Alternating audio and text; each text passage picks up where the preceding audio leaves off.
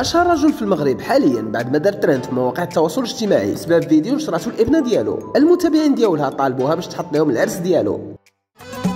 راولي زين الجبل جيبوه بالغيطه والطبل، راولي زين الجبل جيبوه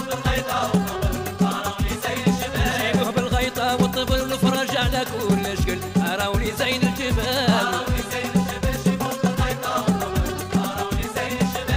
بالغيطه والطبل والفرج على كل شكل، راولي زين الجبال.